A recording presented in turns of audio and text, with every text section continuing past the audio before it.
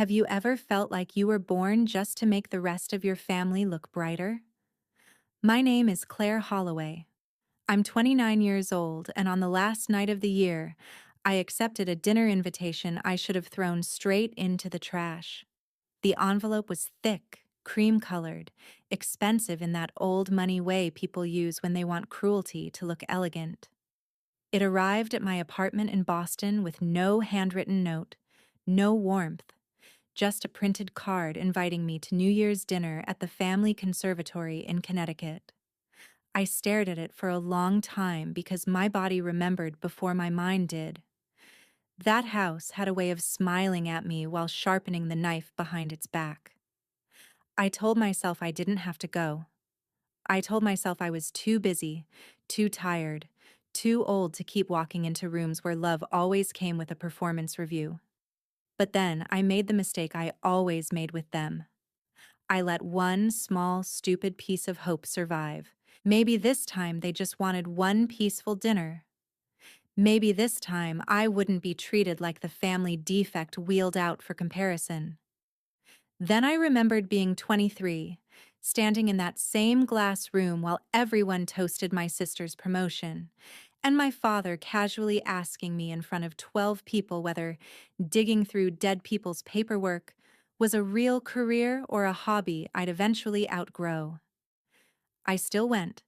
I put on a black dress, pinned my hair back, and drove through the cold with my jaw tight and one thought I couldn't shake. If they had invited me out of pity, then they had badly misjudged what I was still capable of carrying out of that house. Before I tell you what he said and what happened after I walked out, tell me, what time is it for you right now, and where are you watching from? I'm curious to see how far this story will travel. By the time I pulled into the long gravel drive, the sky was already turning that dark blue winter color that makes expensive houses look theatrical. The conservatory sat off the main house like a jewel box built to impress strangers, all glass walls, iron beams, and soft golden light warming the rows of potted citrus trees inside. It should have looked beautiful. To me, it looked like a museum exhibit for every humiliation I had learned to swallow with a straight back. The second I stepped in, the scent hit me first. Orange peel, rosemary, candle wax, and the faint sharpness of polished wood. That smell dragged 100 bad memories behind it. I handed my coat to the staff, and before I could even fully settle into the room, I felt it. That familiar shift in the air when a family decides the outsider has arrived and the evening can really begin. My father, Richard Holloway, stood near the head of the table with a tumbler in his hand, looking the way men like him always look when they've spent their whole lives confusing authority with character.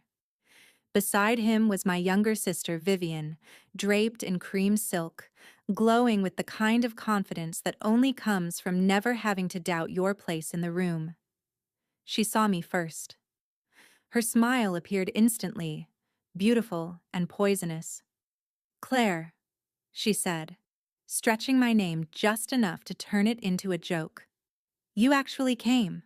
"Invitations usually imply that," I said, because I had learned long ago that in this family, if you didn't arrive armored in sarcasm, you arrived bleeding. My father gave me a slow once-over, not crude, not obvious. He would never be that sloppy, just enough to remind me that in his mind I was still being assessed. "Good," he said. "For a moment I thought Boston had finally taught you how to avoid unwinnable situations." That was his gift. He never shouted first.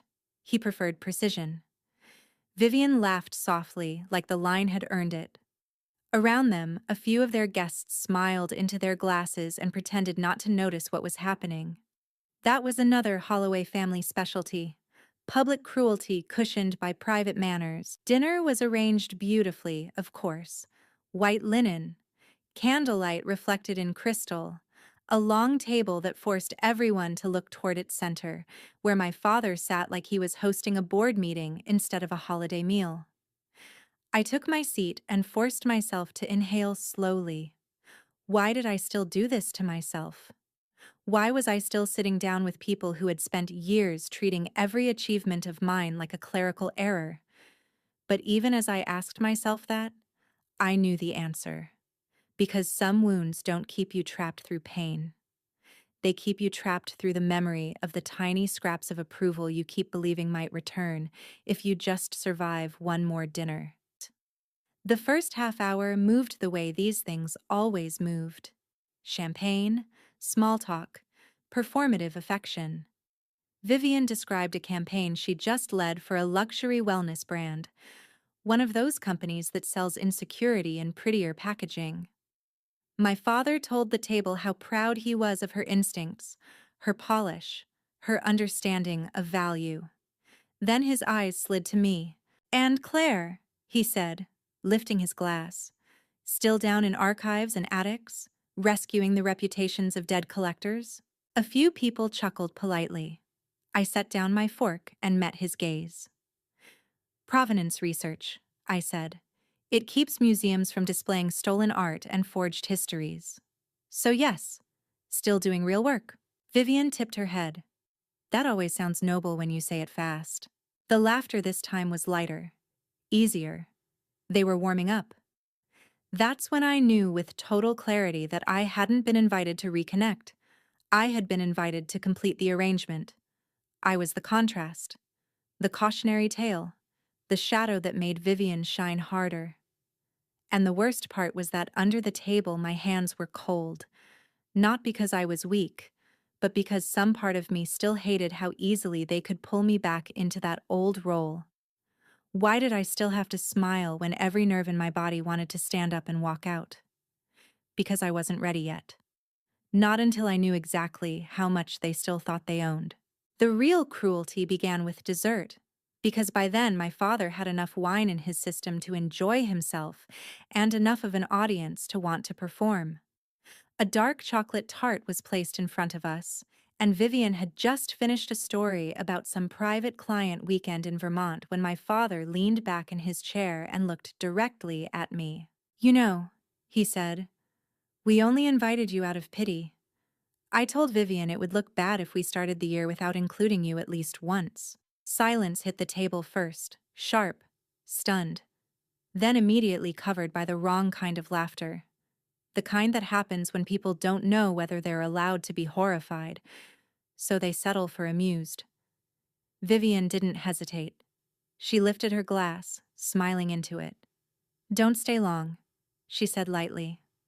"I know this level of success must be exhausting for you to witness up close." There it was. The line from the hook, except worse in person because of how casually she delivered it. I felt something inside me go strangely still, not shattered, not broken, just very, very clear. My father looked pleased with himself.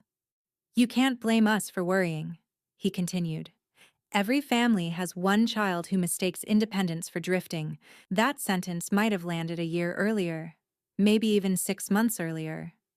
But I had spent too much of my adult life building quiet things, knowledge, legal ownership, carefully documented history, to let two insecure people convince me I was the unfinished one. So instead of flinching, I smiled. Not warmly, not bitterly.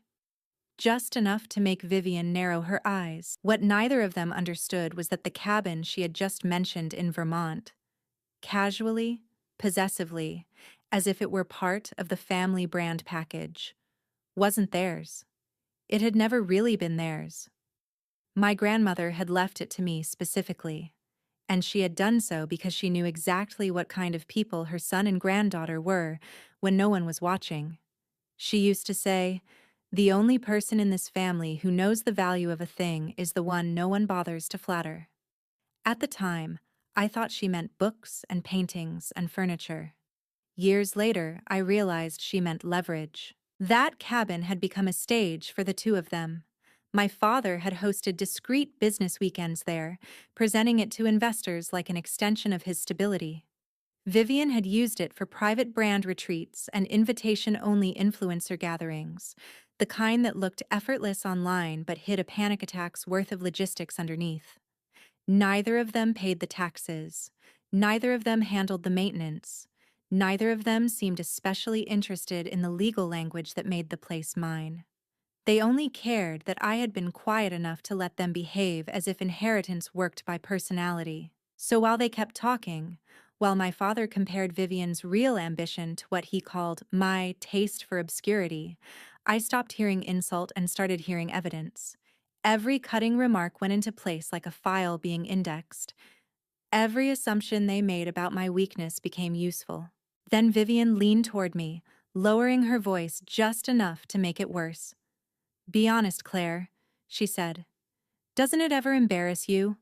Walking into rooms like this and knowing you'll never be the person anyone is actually waiting for? That would have destroyed me once." Instead, I looked at her and thought, "You really have no idea how dependent your life is on things you never bothered to understand." "You'd be surprised," I said. My father gave a short laugh. "That sounds almost threatening." "No," I said, lifting my spoon and finally taking a bite of dessert.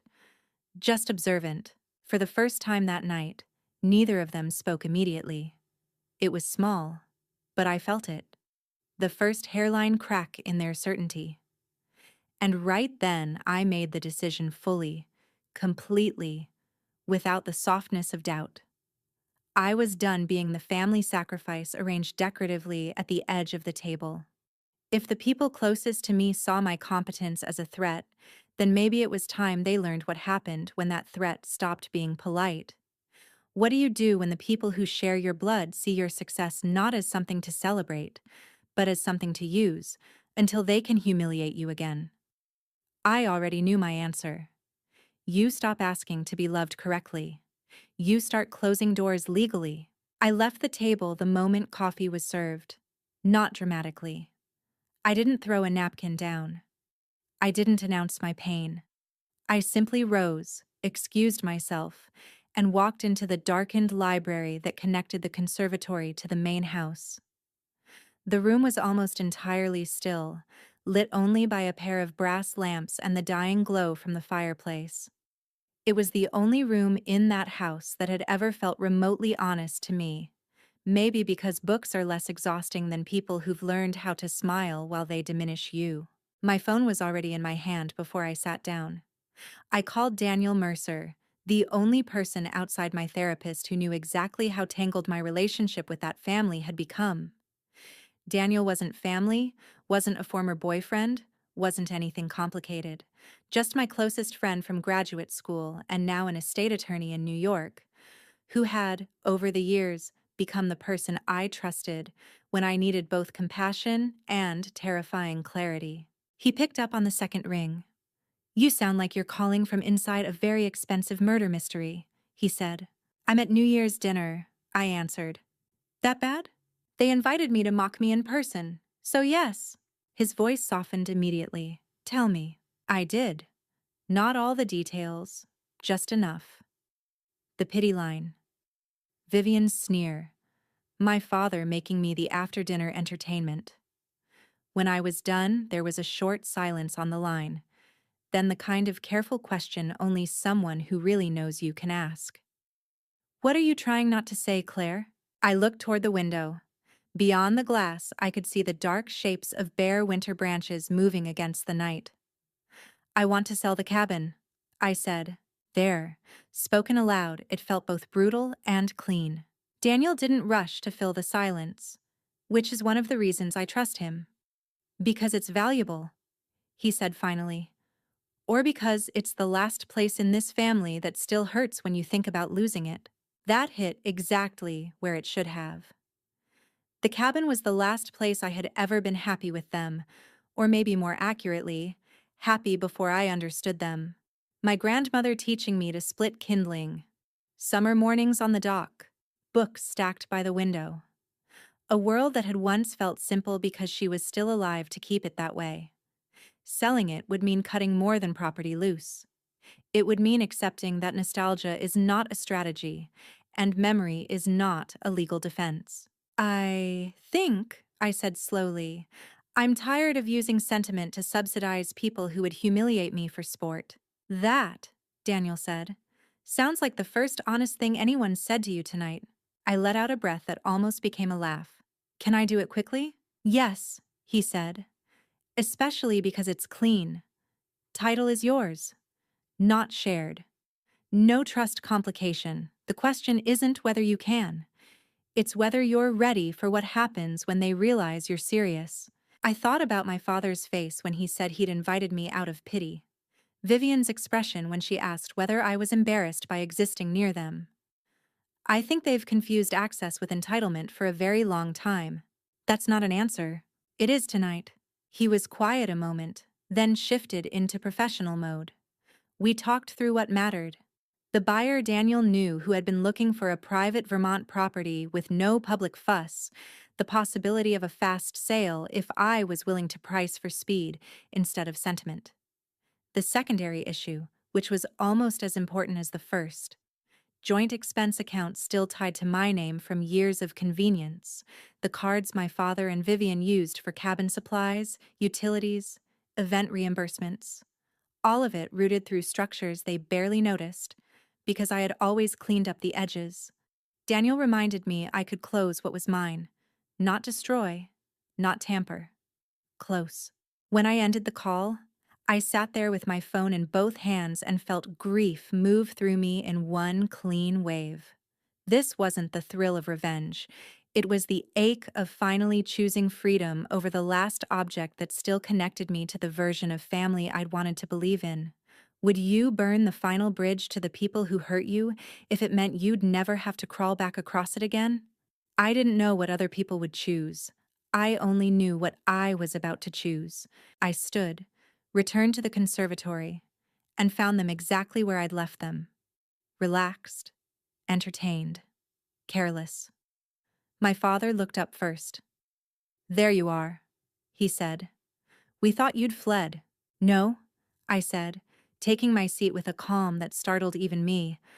"I just needed a quiet room to make a decision." Vivian gave me a bored smile.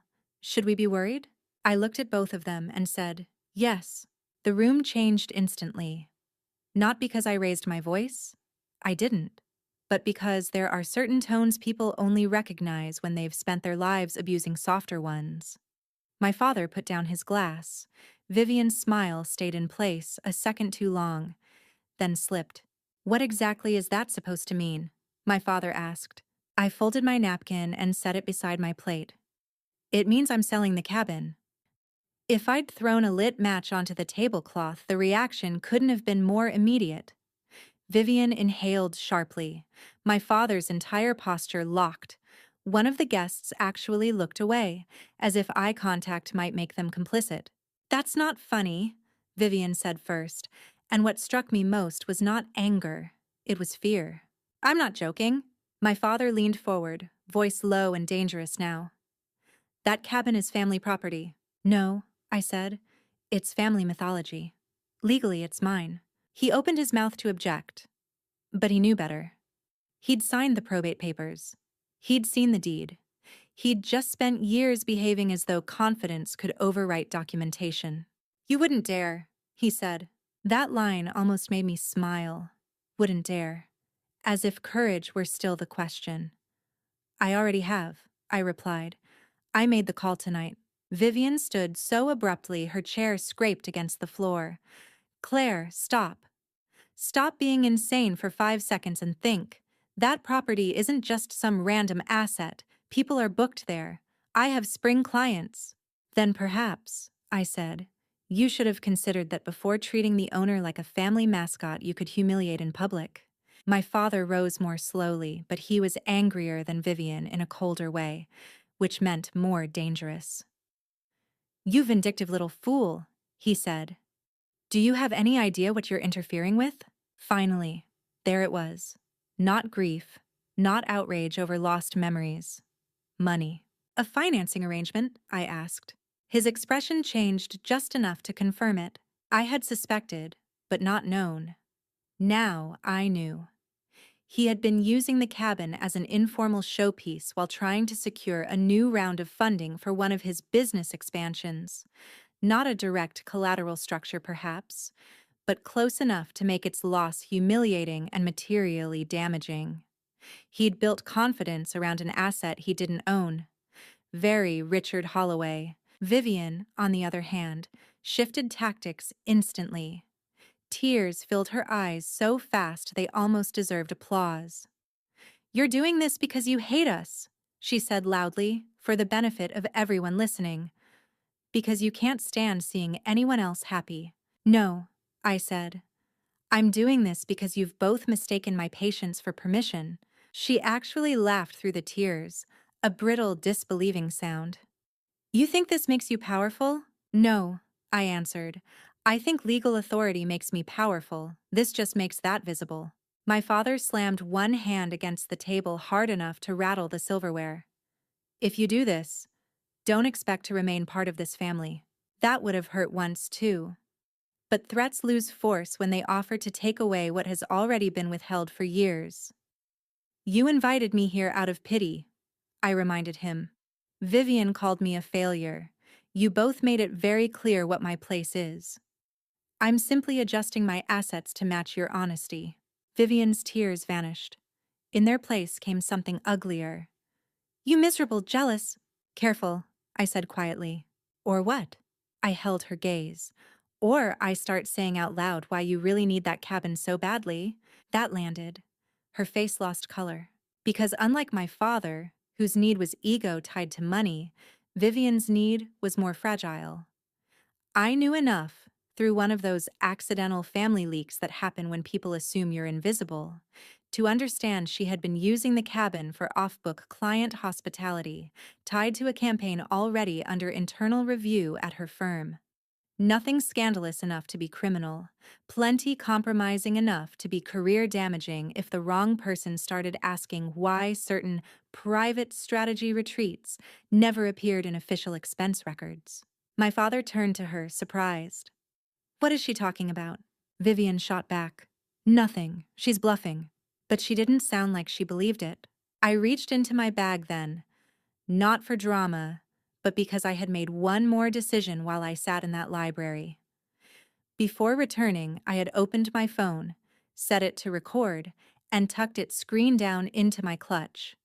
Not because I planned to post it, not because I needed content, because after years of being treated like the unstable one, I wanted the truth preserved in their own voices for once. My father stepped closer. "Listen to me very carefully," he said. "You will call whoever you called, and you will stop this. Tonight." "No." Vivian came around the table, not crying now, furious. "Do you know what people will say when they hear you sold Grandma's cabin to strangers? Do you understand how disgusting that makes you look?" I stood too. "That depends who tells the story first." Her eyes flicked involuntarily to my bag. "Good. Let her wonder." My father's tone turned icy. "If you walk out of here with this plan, I will make sure you never use this family's name, contacts, or support again." I almost pitied him then. A man so used to inherited deference that he still believed exile worked as a punishment on people who had already survived neglect. "You can keep the name," I said. "I'll keep the deed." Then I picked up my coat and left them standing there. Him enraged, her unraveling, both of them finally understanding that the person they had invited to humiliate had spent the entire evening measuring precisely how much damage their contempt had left exposed. The hook they thought they had over me was love. The real hook had always been paperwork. The next 7 days were the cleanest week of my adult life, emotionally brutal and logistically efficient. That was the only way I could survive them. The morning after the dinner, I met Daniel's buyer by video call, a widowed novelist named Eleanor Price, 62, practical, unbothered by Holloway family mythology, and more interested in whether the lake froze cleanly in January than in any sentimental speech I might have made. She had wanted a retreat property for years, somewhere private enough to write and near enough to town for emergencies. She loved the library wall, the dock, the old stone fireplace. She did not care whose name the place once carried. I liked her instantly for that alone. We moved fast. Price set for discretion. Inspection waived except for the essentials because she was buying the piece, not the fantasy. Every document Daniel sent over felt like a blade cutting through old illusions. Title confirmation, sale agreement, tax allocation, transfer timeline. I signed electronically from my apartment in Boston with a cup of coffee at my elbow, and my grandmother's photograph turned face down on the desk because I couldn't bear to look at her while I did it.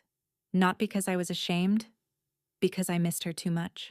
Every time I signed, a memory rose with it. Summer on the dock, reading by the stove. Vivian, age 16, sneering because Grandma trusted me with the keys and not her.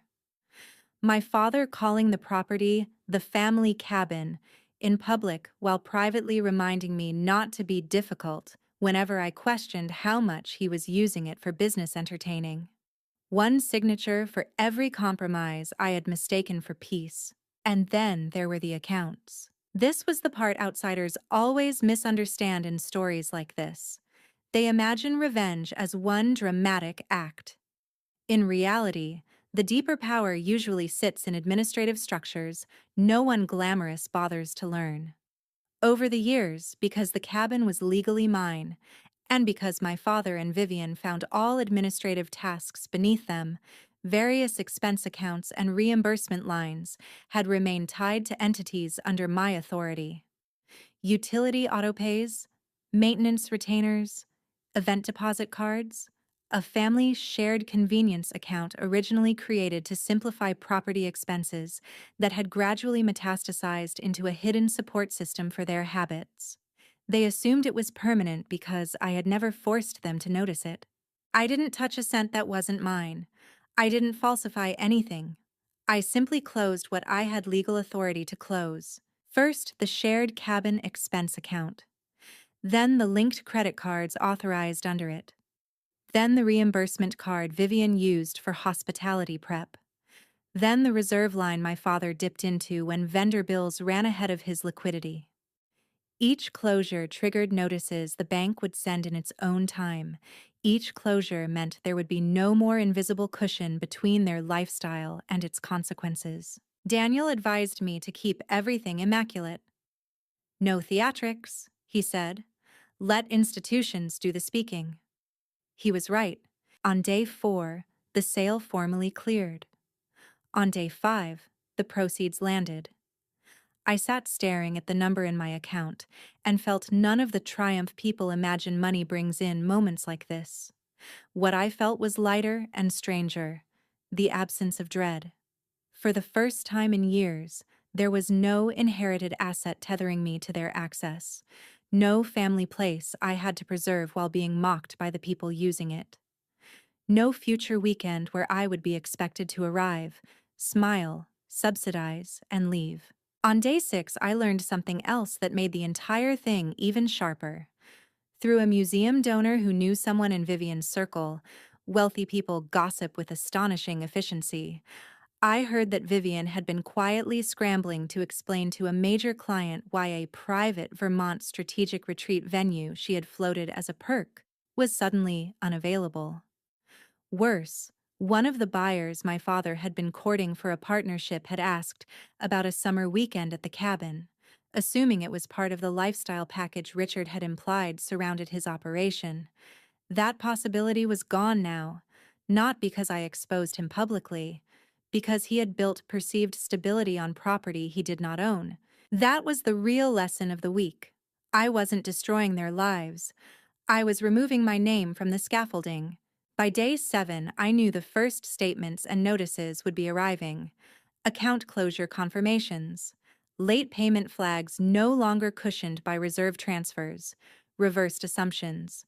The phrase, "their money was gone," wasn't entirely literal, of course. They still had money. What was gone was the hidden structure that made them feel richer, safer, and more in control than they actually were. And the most satisfying part? They knew something was happening, but not all of it. My father called 3 times. Vivian called 9.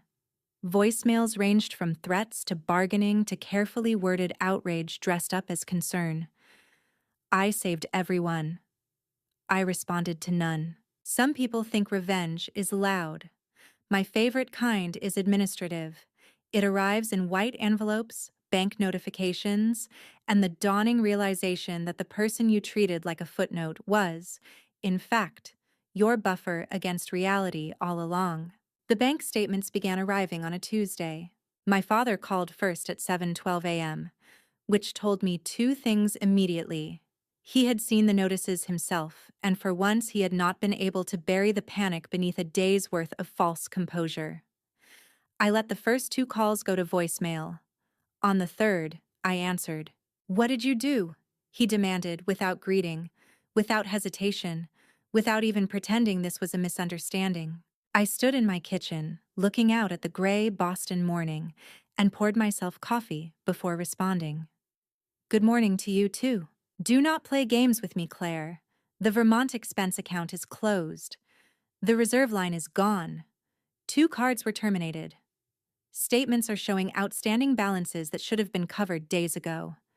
What did you do?" I took a sip. "I closed accounts connected to property I sold." He actually stopped breathing for a second, then, "You sold it?" "Yes." "You stupid, vindictive." He cut himself off, probably because anger wasn't working and he knew it. "Claire, listen carefully. That sale must be reversed. Sales don't work that way. You have damaged ongoing business." "No," I said. "You did that when you built business expectations on my property." The silence on the line this time was full of rage too dense for language. Then he lowered his voice. "Do you understand what you've cost me?" There it was again. Not what I'd cost the family. Not what I'd done to memory or legacy. Him. "More than you planned to admit to me, apparently." He exploded then. Accusations, disloyalty, insanity. A final line that almost sounded theatrical in its desperation. "You will die alone if this is how you treat your own blood." That was always the final weapon in families like mine. Not reason, not accountability, fear of abandonment. The curse they place on the child who finally stops volunteering to be consumed. I waited until he finished and said, very quietly, "Then at least I'll die with my name off your paperwork." I hung up. Vivian arrived 2 hours later in person, because of course she did. She never trusted distance to do the work of manipulation when beauty and performance might still manage it live. She looked wrecked in a polished way. Hair perfect, face pale, sunglasses too large, fury vibrating just under the surface. I let her into the lobby of my building, but not my apartment. "You ruined everything," she said the second the doors closed behind her. "Good morning, Vivian. Don't do that." She stepped closer. "Do you know what landed on my desk today? Reimbursement reversals, account closures, questions about prior hospitality expenses. My firm is already asking why I used a private location no longer available through family connections. Do you understand what this looks like?" "What?" "Like a professional who should have documented her arrangements more carefully." Her mouth tightened. "You think this is funny?" "No, I think it's overdue." For a second, I thought she might slap me. Instead, she laughed, but it came out cracked and ugly. "You always wanted this, to watch us fall." That was the lie she needed most. Because if I had always wanted this, then she didn't have to admit she built her sense of superiority on my compliance. "No," I said. "I wanted a family that didn't invite me to dinner out of pity." She looked away first. Then she tried one final tactic. Tears. Not loud, not dramatic. Just enough gloss in the eyes to suggest sisterhood, loss, regret. "Claire," she said softly. "We grew up there. So did I. It was Grandma's. And she left it to me. You can't replace what that meant." "You're right," I said. "Which is why it mattered that you both treated me like dirt while using it." She swallowed. "What do you want from us?" The truth surprised even me in how quickly it came. "Nothing. That's the point. Because this is what people misunderstand about release. The final power isn't in making them grovel. It's in no longer needing the apology to proceed." She stared at me a long time, and in that stare I finally saw what I had wanted to see years earlier. Not remorse, exactly, but collapse of certainty. She had truly believed I would keep absorbing everything: the mockery, the admin, the cost, the family myth. And now she was standing in front of me, elegant and frightened, realizing that 1 week was all it had taken for her world to reveal how much of it had been resting on the sister she called a failure. "My firm could fire me," she whispered.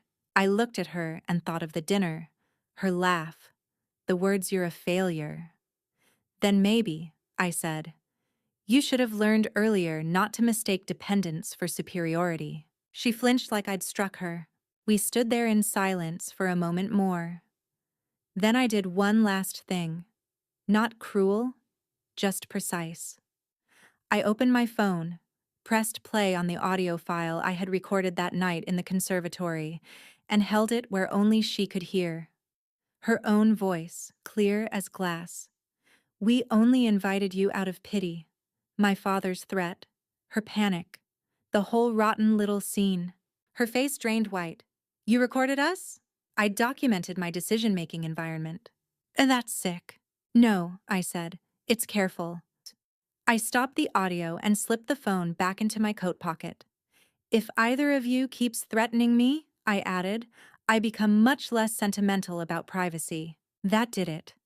Not because I intended to publish anything, because she finally understood that the era of me being the family's unguarded target was over. She left without another word. Later that evening, as the city darkened and my apartment settled into quiet, I sat by the window with a blanket around my shoulders and looked at the email confirming the final distribution from the sale. The cabin was gone. The accounts were closed. The statements had arrived. Their money wasn't truly gone, not every dollar.